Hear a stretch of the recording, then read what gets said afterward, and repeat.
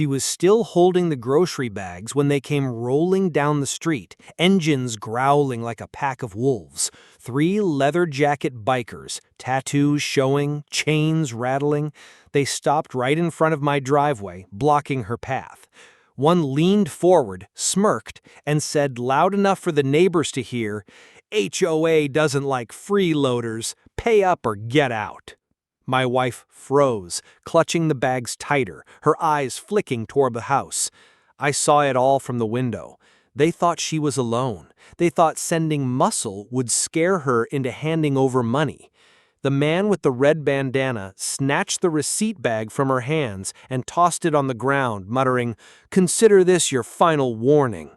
She whispered back, "This isn't HOA property. You don't have any right here." That single line changed their tone. One of them revved his engine, pretending to laugh, but I caught the hesitation. They weren't regular bikers. Their patches were too clean, their boots too new. Karen must have paid them to play tough. And that's when I stepped out the front door. They didn't notice me right away, but when I spoke, the laughter stopped cold. "Gentlemen, you picked the wrong house." For a second, they tried to hold the act, swagger, smirks, fake threats, but I could see it. The moment recognition hit, like a switch flipping behind their eyes. The engines shut down one by one. Suddenly, the same men who had barked at my wife were standing in my driveway, hands half raised, stammering, "Sir, we didn't know. Please, just tell us what you want us to do." And Karen, watching smugly from across the street, had no idea why her hired muscle was now begging me instead of scaring us. Karen's smug smile dropped the moment she saw her thugs lose their edge. She stormed across the street, heels clacking against the pavement, clipboard tucked under her arm like it gave her power. "What are you doing?" she hissed at them. "I'm paying you to scare, not to grovel." The bikers shifted uncomfortably, eyes darting between her and me. One finally muttered, "You didn't tell us who he was." His voice cracked like a kid caught stealing. Karen rolled her eyes and snapped, "He's just some nobody squatting on HOA land. Now get back on those bikes and finish the job." I let her words hang in the air before stepping closer. "Squatter?" I said quietly, my tone calm but sharp enough to cut. "Lady, I bought this property outright. The deed's in my safe. You're trespassing every time you step foot here." Karen scoffed, waving her clipboard like it was the Constitution. "This entire neighborhood is under HOA rules. You can't just do what you want here." The bikers flinched when I started to laugh. Not loud, just enough to unsettle them. My wife finally walked up beside me, chin lifted, voice steady. "You're right, Karen. You can't just do what you want here." Karen's smugness cracked. She didn't like being mirrored. She opened her mouth to retort, but one of her hired bikers cut her off. "Ma'am," he said, lowering his voice, "we're not staying. You didn't tell us the full story. We're not crossing him." The look on her face was priceless. Confusion mixed with a twitch of fear. For the first time, she realized she wasn't the one holding the strings. And when I leaned forward, locking eyes with her, I gave her the line that made the bikers step back even further.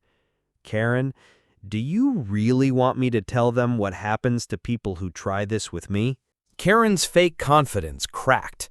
She shifted her weight, tried to stand taller, but I could see her hand tremble as she tightened her grip on that useless clipboard. The bikers had already taken a step back, like they were expecting something bad to happen if they stayed too close. "Don't try to scare me," she snapped, though her voice wasn't as sharp anymore.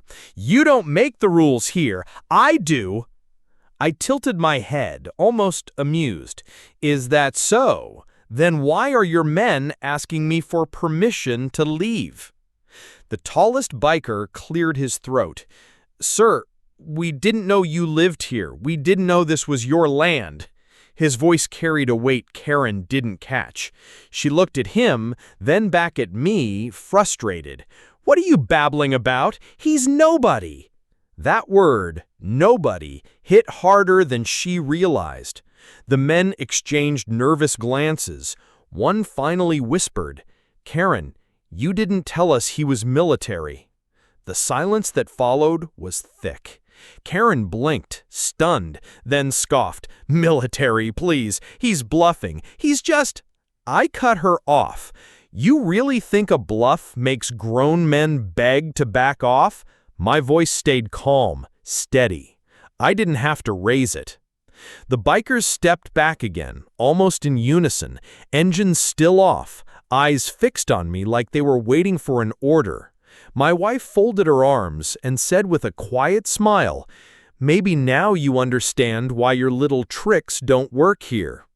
Karen's face flushed red. She opened her mouth, desperate to grab control back, but before she could speak, the sound of a siren in the distance made her freeze. Real cops, drawn by the noise and shouting.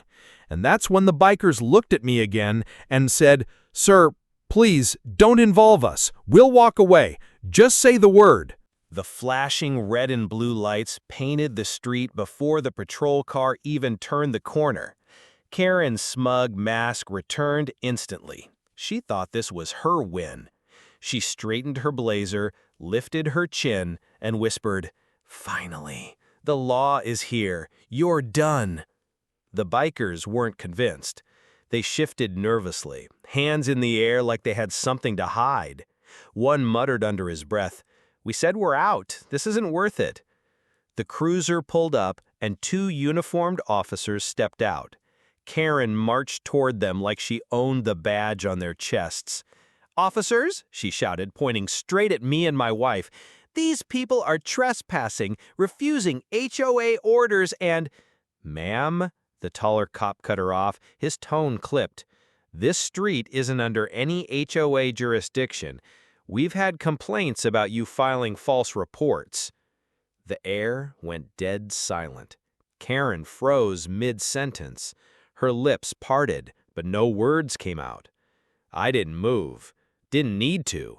My wife slipped her hand into mine, calm and steady, while the bikers exchanged wide-eyed looks like they'd just realized they were on the wrong side of the line. The shorter cop turned his gaze on them. "And you three? You think intimidating a woman on her own property is a smart move?" They stumbled over themselves trying to answer. "No, sir, we didn't know. This was a mistake. We're leaving." The taller officer finally looked my way, and for a brief moment, his eyes flicked to the insignia tattoo peeking from under my sleeve. Recognition. Respect. He gave me the smallest nod, like we were on the same page. Karen didn't see it. She was too busy sputtering, "Wait, you don't understand. I run this neighborhood. They're nobodies. You can't just—" But when the officer raised his hand to silence her, she finally understood this wasn't going the way she planned.